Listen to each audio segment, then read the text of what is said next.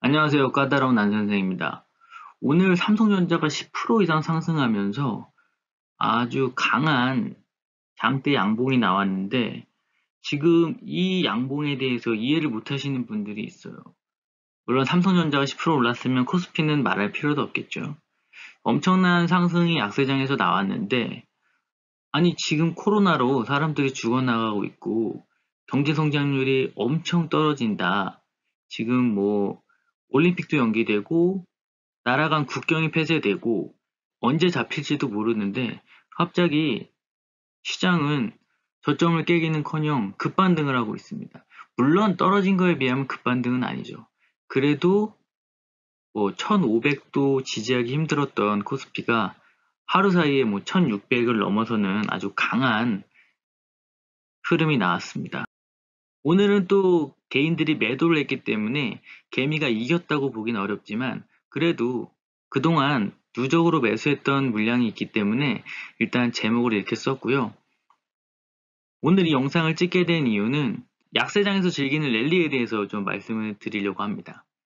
애초에 다른 컨텐츠를 준비하고 있다가 금요일날 사이드카가 나와서 사이드카 관련 영상을 준비하고 있었습니다. 근데 오늘 또 이틀 만에 사이드카가 나오면서 너무 시장이 급변하기 때문에 지금 약세장 관련 영상을 찍게 됐고, 그래서 기존에 찍으려고 했던 그 컨텐츠와 연결해서 그냥 같이 설명을 드리는 게 나을 것 같아서 투자 주체별 수급에 대해서 한번 얘기를 해보도록 하겠습니다.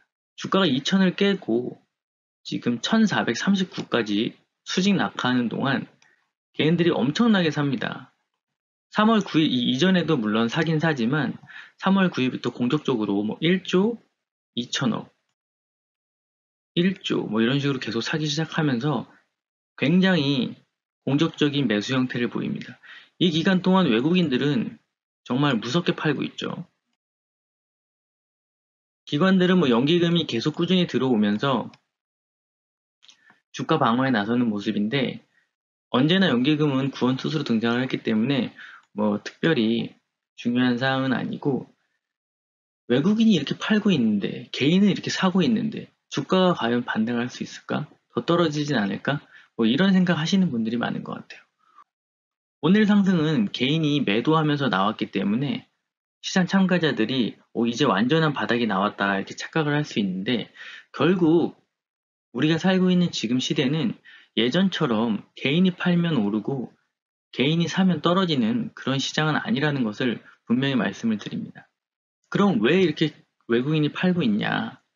아시다시피 바이러스로 인해서 지금 전 세계의 금융시장이 마비가 걸렸습니다. 우리나라 시장도 예외는 아니고요. 예를 들어 미국에 A라는 투자은행과 B라는 헤지펀드가 있습니다.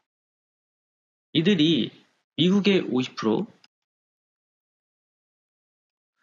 그리고 중국이나 아시아의 20%, 뭐 유럽의 30% 이런 식으로 투자를 한다고 가정을 해보시죠. 물론 뭐 채권이나 통화상품, 그다음에 원자재 관련해서 적절히 다 투자를 하고 있겠죠. 근데 자산 가격이 폭락하면서 마진콜이 발생을 하게 됩니다.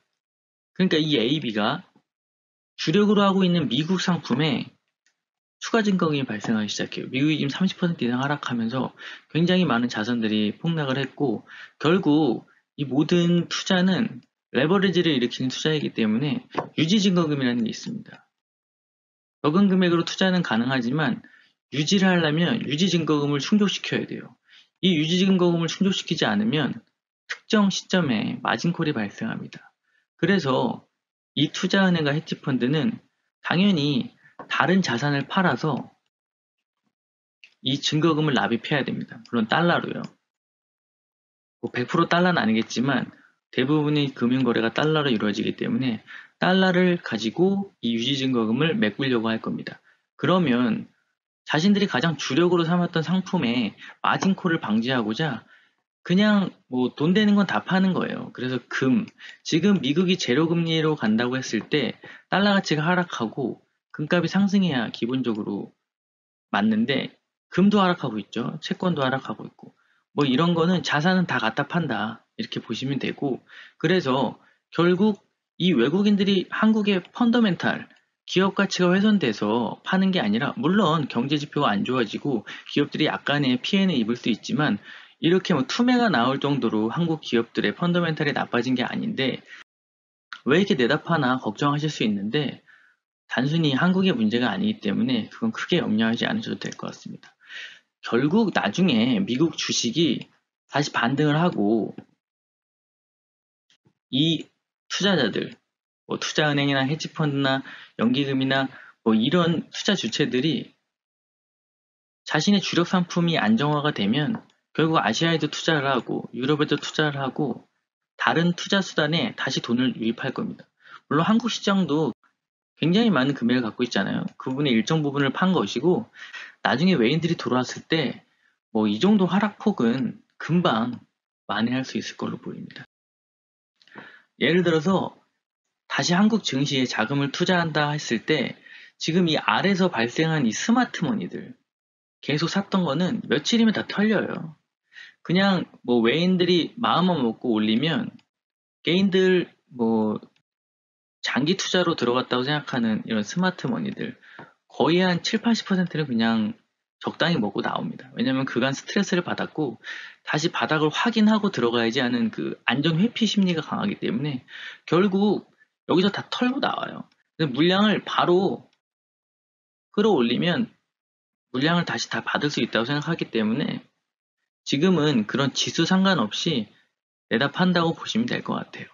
그래서 제가 말씀드리고 싶은 건 이 외국인이 단순히 판다 해서 셀코리아가 아니라 단순히 다른 자산의 유지를 위해서 그냥 일정 부분 팔아서 현금화하는 거예요. 필요하기 때문에 돈을 빼는 겁니다.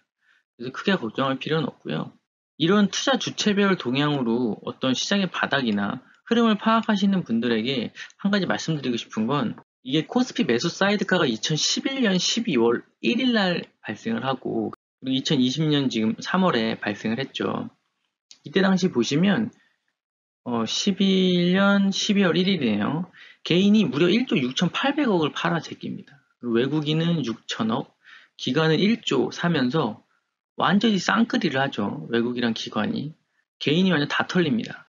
와, 이렇게 개인들이 다 털렸으면 주가가 얼마나 올랐을 거야? 하고 보면, 그때 차트를 보면, 이게 지금 빨갛게 보이는 데가 그때 차트거든요. 이때 보면, 지금 1조 6,800억을 개인들의 물량을 기관이나 외국인이 다 받았는데, 그 다음 날도 개인이 또 팝니다. 계속 상승하는 동안 계속 개인이 팔아요. 엄청난 물량을 팝니다. 그러면은 이제 주가가 뭐 더 올라가야 될 것 같은데 그렇지가 않고 저점을 더 깨요. 저점을 한번 더 깹니다.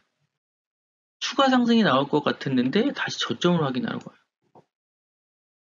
아니 1조 6천억이나 팔았는데 그 전날도 뭐 거의 1조 때 팔았죠.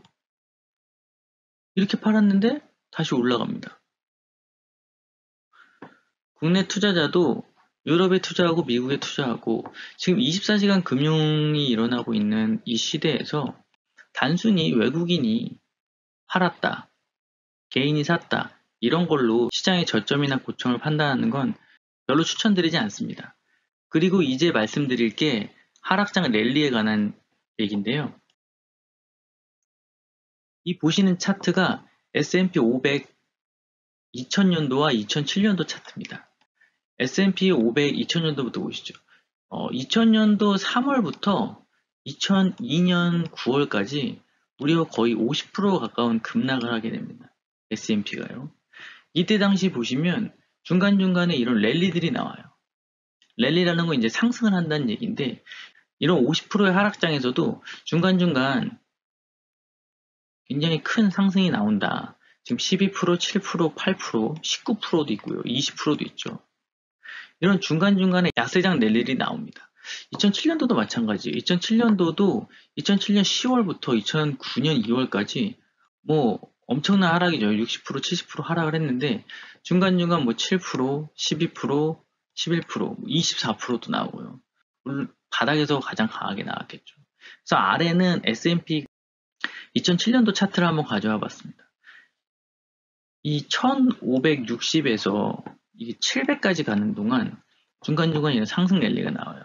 지금 보시면 뭐 이게 한 7% 정도 되겠고, 이게 12%, 뭐 이런 식으로 진행이 되고, 이제 막판이 갈수록 10%, 18%, 뭐 24%. 이 아래쪽으로 갈수록 워낙 그 갭이 작기 때문에 조금만 상승해도 퍼센테이지가 높고 수익률이 높죠. 그래서 결국 뭐 계단식으로 파동을 만들면서 하락을 하게 되고, 이런 단순히 질질질 기간 조정을 거치는 기간도 있어요. 물론 보기에는 이렇지만 중간중간 굉장히 힘든 싸움을 했겠죠. 그래서 이렇게 삼성전자가 10% 정도 오르고 주식이 급반등한 날 따라 들어가야 되는지 아니면 물 타야 되는 건지 이런 걸로 고민이 많으실 거라고 생각이 듭니다. 결론은 지금 기술적으로 모든 그 주요 증시들이 30% 이상 하락해서 베어마켓에 진입을 했기 때문에 당분간 반등 시 이제 추격 매수는 자제하시는 게 맞고요. 결국 실적이 나오고 경제지표가 나오는 4월 2분기, 4월부터 6월까지 뭐 어떤 계속 시장이 흔들릴 거예요. 그래서 이런 부분에서 저점을 섣불리 예측하셔서 들어가시는 건 어렵지만 항상 약세장에서도 작게는 7%에서 20%가 넘는 랠리가 나왔다는 걸 명심하시고 투자에 임하시면 좋을 것 같습니다. 다음번에는 과거 차트로 보는 바닥에서 나오는 바닥 징후, 그러니까 추세가 돌아가기 전에 나오는 바닥 징후에 대해서 한번 살펴볼 거고요. 2008년 금융위기를 직접 겪었기 때문에 여러분들에게 조금이나마 도움이 되고자 이 영상을 계속 제작하고 있으니까요. 구독, 좋아요 눌러주시면 앞으로 더 양질의 콘텐츠를 만들 수 있도록 노력하겠습니다. 시청해주셔서 감사합니다.